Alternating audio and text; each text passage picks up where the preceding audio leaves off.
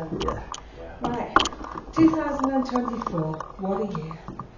Well, started off for me, I decided I was going to retire, give up work, finish. So I handed my notice in, worked my notice. Unfortunately in February, my mum died. So one of the reasons I was giving up work was because I'd then be able to help her. Yeah. So I was left with nobody to help. But, you know, I still went ahead and retired. I wanted to retire at the end of March, but they retired me at the beginning of March for some reason. But there we go. But that doesn't matter.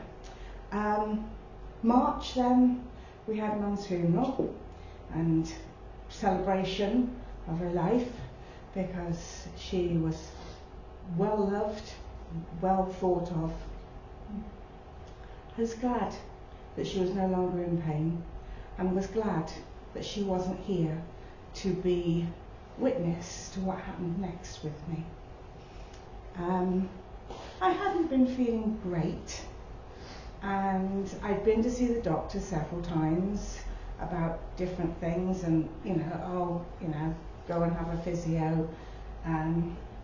I then went back and I said, look, this is still causing me problems, and I hurt when I always used to lay on my stomach to sleep. So I said, I hurt when I turn over. It's as if my tummy is being ripped out. And she said, well, I'll tell you what, let's give you some blood tests, and then we'll also send you for a CT scan. So I had the blood tests. This meeting with the doctor was the beginning of May. End of May was my blood tests. I had a call from the GP to say, there's something not quite right with your blood tests, and we need you to go to gynecology, because one of the ovary part of the blood test was a little out of sync. So I went for this gynecology appointment on the 5th of June. They told me, we can't find your right ovary. I have both, left and right, but they couldn't find my right one. They then decided that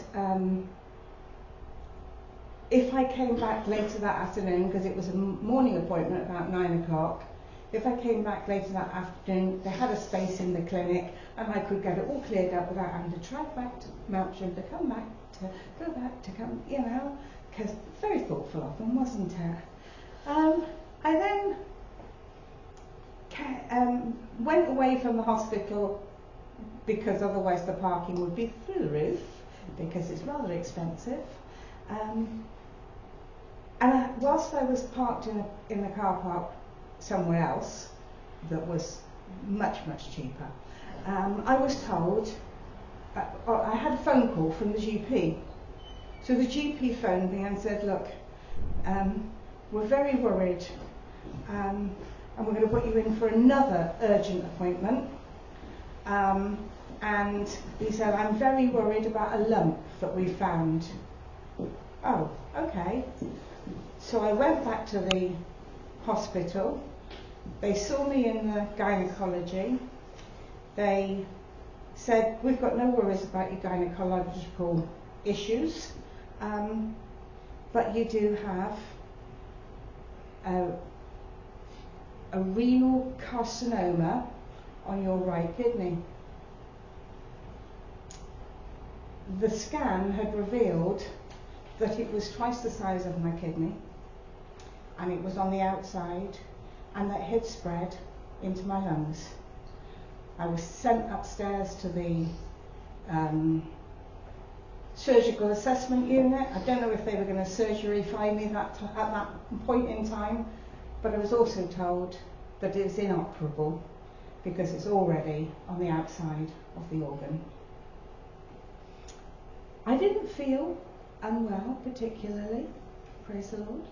I didn't have any issues about it. the doctor was near to tears when she told me upstairs. And I, as you know, I like to hug people. And so I said, oh, come on, let me give you a hug. So I gave her a hug because she was near to tears. Because obviously she knows the seriousness of such a diagnosis, because she's dealt with it for many years over the years. I went to see the consultant, and the consultant told me that without treatment, because I asked, they don't usually forthcome it unless you're inquiring, and I asked, well, so how long do you suspect I might have if I don't take any treatment? Well, with no treatment, he said, you may have a year to live.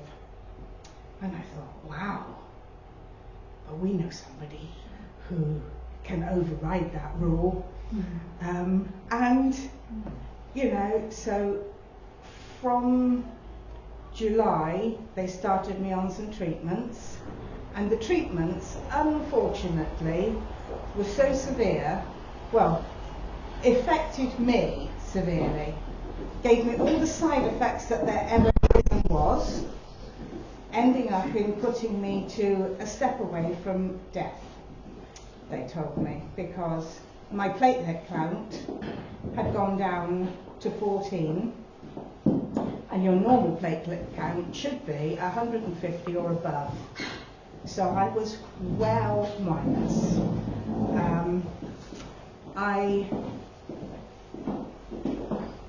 I asked, to start with, I didn't tell anybody, except my sister and my family, my daughter and my son. But I didn't tell because I hadn't come to grips with it myself. It wasn't that I was trying to keep a big secret, but I'm now sharing it with you all because I know that there is prayer, and I know that prayer is working, and I know that my words and my witness, my sharing, means that I'm actually ensuring that I'm outworking the work that God is working in me. Yeah, I think I've got that right. Yeah. And so at the end of August, I had this nosebleed that would not stop. Had to go to hospital because it wouldn't stop, and the nosebleed was because of the low platelets, and they told me that, you know, if it had gone any lower, I wouldn't be here. So I just thank God that I am still here. Yes. And I feel well. Amen. And that was one reason why I went out to Canada, because at first I thought, well, I might not get another opportunity. But my thinking is beginning to line up more with what God is saying. I will bless you with long life. Whilst I was out there, 2 people said to me, Psalm 91. And it says at the end of Psalm 91, and I can't quote it exactly, but you know that the Lord wants to bless you with long life. So I'm claiming long life from God. And my brother uploaded onto my phone lots of songs, so I've been listening to those worship songs, and also, I don't know if anybody remembers, but there was a man called Charles Capps, and he wrote a book, The Tongue, the Creative Force. Well, our tongue, what we say comes to be. We say it often enough. I mean, you think God spoke the world into being. God said, let there be light, and woof, there was light. You know, and God said, you know, let there be birds, let there be animals, let there be fish, let there be men. And then he created woman. You know, and that's wonderful. He didn't speak woman into being, but, you know, woman was still there. And, you know, we are his creation. He knows every fibre of our being, and he knows how we work. And I just thank God that he has his hand on me, and I have had another scan which revealed that the lump is getting a little bigger, but only a little bit bigger, and the nodes that spread into my lungs, yes, there's another one or two, but considering they thought how aggressive it was in the beginning, it's obviously not been that aggressive through prayer, because I've asked a number of people to pray for me, and so, you know, I just thank God for all of their prayers, and, you know, I know that people are thinking, well, why is Edna being so, you know, low key? Because there have been times when I've come in and I've just sat because I haven't had the strength to stand up, and I've just felt tired. But I thank God that He's giving me newness, new life, new restoring what has been eaten away, and just removing the things from within me that shouldn't be there. I just thank God for that. So I think perhaps I better stop now. So thank you all.